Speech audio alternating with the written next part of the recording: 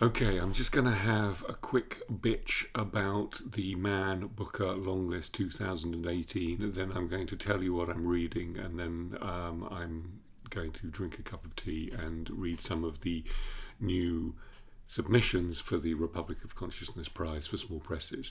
Okay, the Man Booker Longlist 2018. What the fuck is a graphic novel doing on it? This is supposed to be the UK's premier, preeminent, top, best literary prize.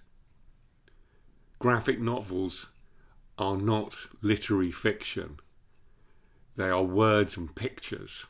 They're like TV. They're like animation. They're like movies. They do not rely on the choice of words for depth and meaning and scope and all of the things that we work really hard to do as writers. They basically go, yeah, and I'm going to put some pictures in. Just if you can't follow me, just if you can't visualize what I'm trying to do, I'll paint something, I'll draw something, I'll get some fucker to do that for me. It's an absolute travesty. It's a disgrace. And I hope the booker either rethinks or dies a miserable, horrible death.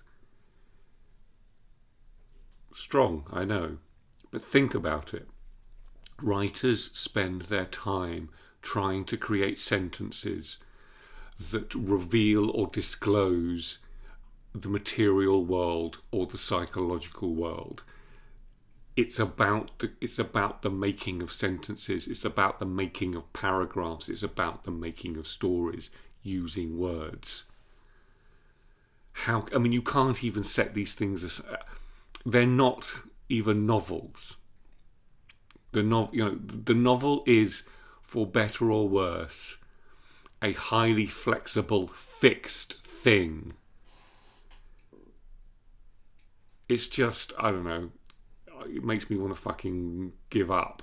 But anyway, as people keep telling me as I keep ranting on, there are other prizes now for real literary fiction. The Goldsmiths and the Republic of Consciousness. And I know that it has, everyone excited, the Man Booker Prize, but, some kind of protest is in order. Anyway, that's the bitching done. What am I reading? Quite a lot, and mostly non-fiction. The Enigma of Reason, the New Theory of Human Understanding by Hugh Mercer and Dan Sperber. I'm about 96 pages. It's not that easy going. It's trying to understand how we create mental inferences and what are the patterns of mental inferences. And apparently, I thought there was only one syllogism in the world. One syllogistic model, which is, all men are mortal. Socrates is a man. Socrates is mortal. But apparently, there's like 90 syllogistic models, which is one of the reasons we reason. But I think what they're eventually trying to say is that reason sits outside of any kind of individual.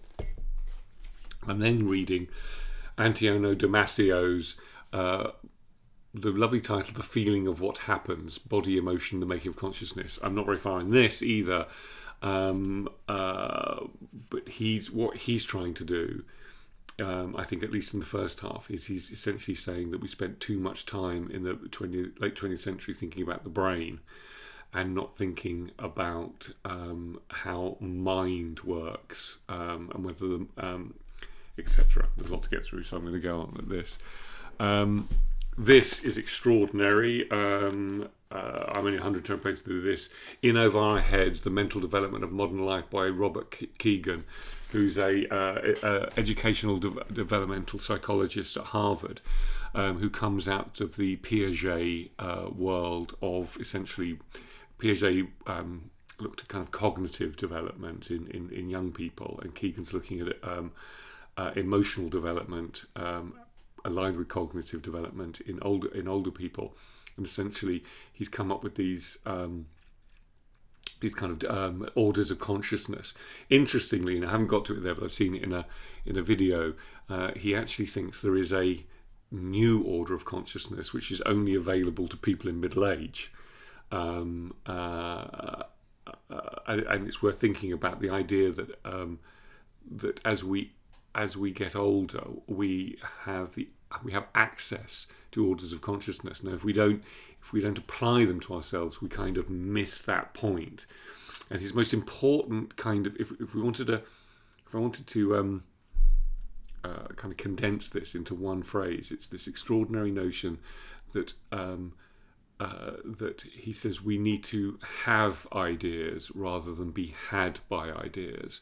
And in the modern world now, and this is very, very true, especially of the kind of polarization of left and right, we are had by an idea and we can't see beyond it. And so we need to be able to have ideas. And he talks about having relationships with relationships.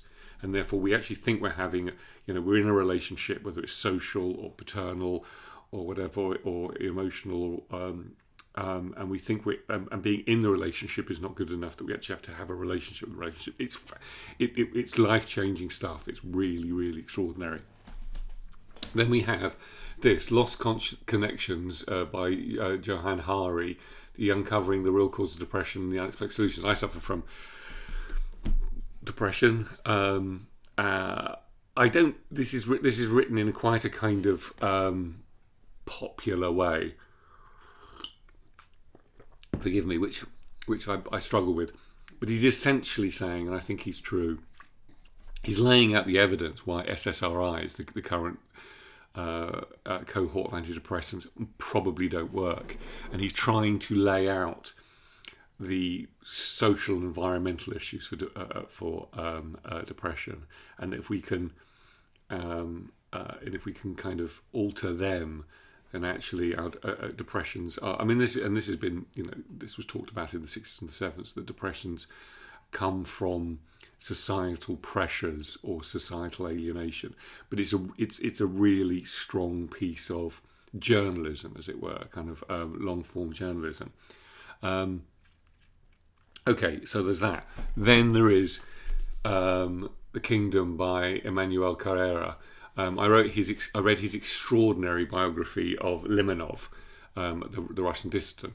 This, The Kingdom, is essentially a kind of personal telling of his brief interest when he was a younger man in Christianity and Catholicism. But what he does is he essentially retells through the available sources the story of early Christianity.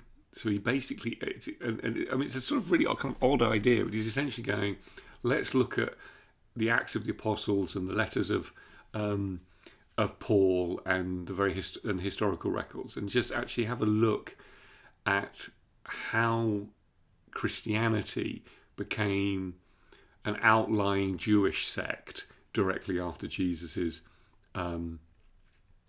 crucifixion and resurrection, and how did it become this kind of wider Christian sect. And it's brilliantly told and thoroughly researched and a really extraordinary read. And then finally, Attention, Joshua Cohen, Fitzcarraldo editions. This is a very long volume of Joshua Cohen's journalism and non-fiction. He's an author, a novelist who I haven't read, and I certainly will. These are a complete delight. He's a brilliant writer. He reminds me of David Foster Wallace. He's a great companion in the essay world. There's a brilliant, it sounds strange, but a brilliant essay on the demise of circuses in American culture.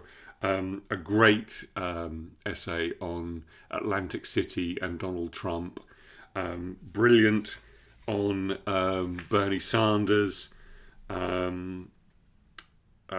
Stuff on Thomas Pynchon, which is really good. And I'm only there. And there's kind of letters to people.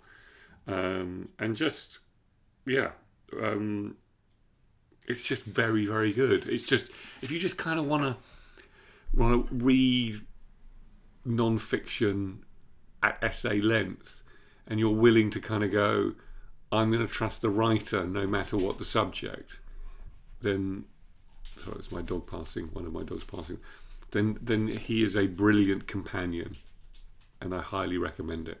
And that's it. Thank you.